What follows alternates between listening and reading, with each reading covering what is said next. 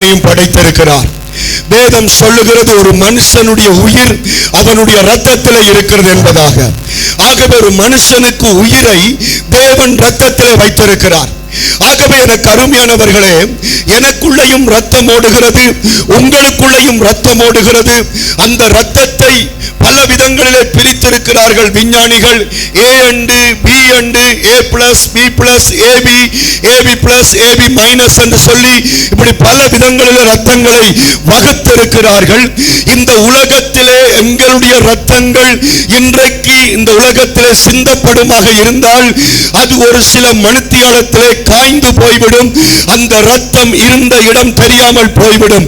ஆனால் 2024 வருடங்கள் ஆகியும் இன்றைக்கு ஒரு ரத்தம் வெதுவெதுப்பாக சூடாக ஜீவன் உள்ளதாக இன்றைக்கும் அது கிரியை செய்து கொண்டிருக்கிறது என்றால் அது என் ஆண்டவர் இயேசு கிறிஸ்துவின் ரத்தம் என்று விசுவாசிக்கிறவன் மட்டும் கையை தட்டி சொல்லுங்கள். அல்லேலூயா அல்லேலூயா சொல்லுங்கள். 2024 வருஷம் 4வது மாசம் 21 நாள். 2024 வருஷங்கள் 4 மாதங்கள் 21 நாள் ஆகியும் என் ஆண்டவர் இயேசுவின் ரத்தத்தின் ஜீவன் மாத்திரம் இருக்கிறது.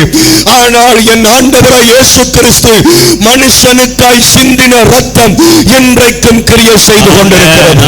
அல்லேலூயா. அதை விசுவாசிக்கிற ஒவ்வொருவனுக்கும் அந்த ரத்தம் இன்றைக்கும் அற்புதங்களை செய்கிறது.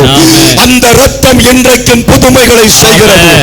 இந்த வார்த்தையை கேட்கிற நீங்களும் நானும் இன்றைக்கு அந்த ரத்தத்தை விசுவாசிப்போமாக இருந்தால் எங்களுக்குள்ள என்ன நடக்க வேண்டுமோ அத்தனையும் அந்த ரத்தம் செய்ய வல்லமை உள்ளதாக இருக்கிறது.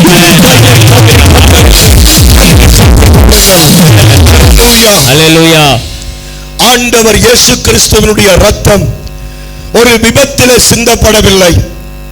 இயேசு கிறிஸ்துவின் ரத்தத்தை யாராவது ஒரேடியாக எடுத்துக்கொள்ளவில்லை.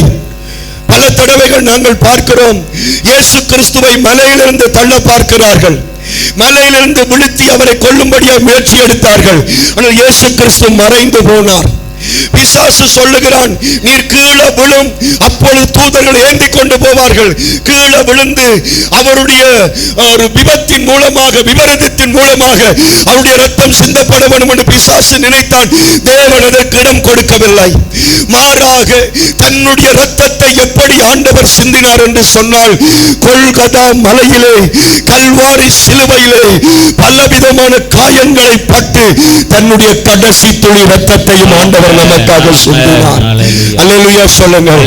அவருக்குள்ள இருந்த கடைசி ரத்தமும் விழாவிலே குத்தும் பொழுது கடைசியாக புறப்பட்டது என்று கர்த்தருடைய வார்த்தை சொல்லுகிறார். அல்லேலூயா சொல்லுங்கள். ஏன் ஆண்டவர் இப்படி ரத்தம் சிந்தினார்? ஏன் ஆண்டவர் இப்படி பாடுபட்டார்? ஏன் இந்த உலகத்திற்கு அவர் மனுஷனாய் வந்து இந்த வேதனைகளை அனுபவித்தார் என்று சொன்னால் அது எனக்காகவும் உனக்காகவும். அல்லேலூயா. ஒன்றுதான், நாங்கள் அதை இன்னும் சரியாக விசுவாசிக்கவில்லை. இன்னும் சரியாக அந்த ரத்தத்தை புரிந்து கொள்ளவில்லை. அந்த ரத்தத்தை இன்றைக்கு சரியாக புரிந்து கொள்ளுங்கள். இன்றைக்கு உங்களுக்கு விடுதலை, இன்றைக்கு உங்களுக்கு மாற்றம். அது ஒரு மனுஷனால் அல்ல, என் கடவுளாகிய இயேசுவின் ரத்தத்தால் அது உங்களுக்கு கிடைக்க வல்ல கிலோ என்று சொல்லுகிறார்கள். அன்னளவாக ஆண்டவர் சுமந்த அந்த சிலுவையின் பாரம் 150 கிலோ இருக்கும் என்று ஆராய்ச்சிகள் சொல்லுகிறது. அது எத்தனை கிலோவாக இருந்தாலும் அந்த சிலுவையை ஆண்டவர் சுமக்க முடியாமல் அடிக்கடி விழுந்ததை வேதம் சொல்லுகிறது. ஒரு 150 கிலோவை ஒரு இளம் வாலிபனால் தூக்க முடியுமா? முடியாது என்றால் முடியும். ஒரு வாலிபனால் தூக்கிக் கொள்ள முடியும். ஏனென்றால் இயேசு கிறிஸ்து 33 வயது வாலிபனாக அவர் இருந்தார்.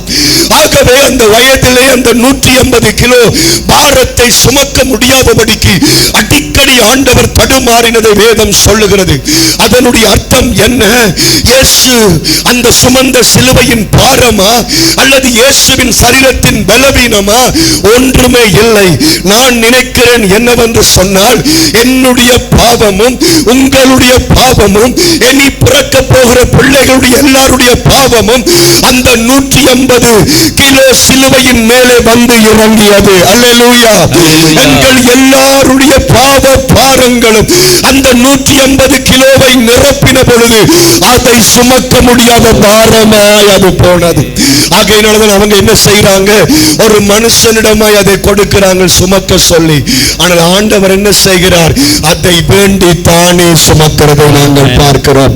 ஏனென்றால் என்னுடைய பாவமும் உன்னுடைய பாவமும் சுமக்கக்கூடிய ஒரே ஒரு தெய்வம் ஆண்டவர் இயேசு கிறிஸ்து மாத்திரமே என்று நம்பிக்கையோடு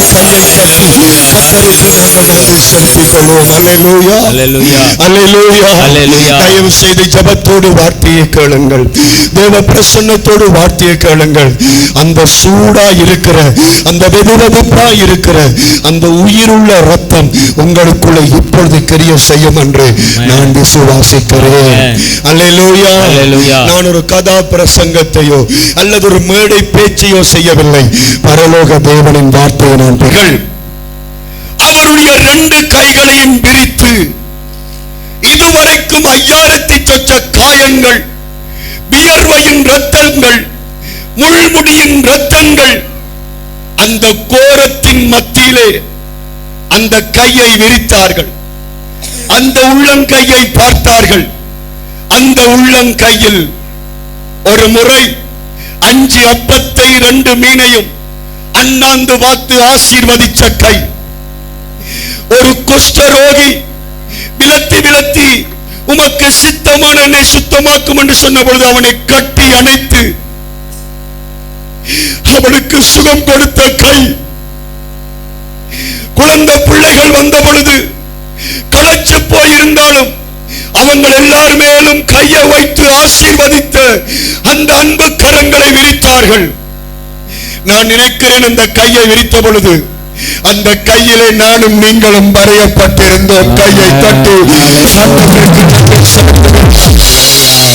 அல்லேலூயா. அல்லேலூயா. அந்த கையை விரித்து அதை இழுத்து ஆணி அடிக்கிறார்கள்.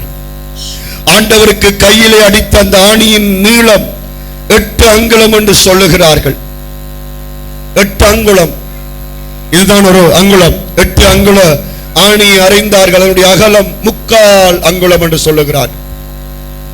8 அங்குல நீளமும் 3/4 அங்குல அகலமும் கொண்ட அந்த ஆணியை என் தேவ பிதாவின் கரங்களிலே அடிக்கும் பொழுது அந்த உள்ளங்கையிலிருந்து ரத்தம் சீறியது. அதற்கு பிற்பாடு அவருடைய காலை பிடித்தார்கள். காலை முதல் அடித்தல, கையை முதல் அடித்த, அது விஷயம் கிடையாது. கடலின் மேலே தன்னுடைய சீடர்கள் தத்தளித்த போது அந்த கடலின் மேலே நடந்த பாதங்கள், அங்கே லாசர் என்கிற தன்னுடைய சிநேகிதன் மரித்த பொழுது 3 நாட்களாய் நடந்து போன பாதங்கள், இந்த ஊராய் சுத்தி திரிந்து ஒவ்வொருவனுக்காக உழைத்து அந்த அன்பின் பாதங்களை ஒன்றாய் சேர்த்து ஆணி அடிக்கும் பொழுது அந்த பாதங்களிலிருந்து ரத்தம் வந்தது. கைகளிலும் கால்களிலும் ஆண்டவர் ரத்தத்தை சிந்தினார். எனக்கு அருமையான தேவனுடைய பிள்ளைகளே, எதற்காக? எதற்காக?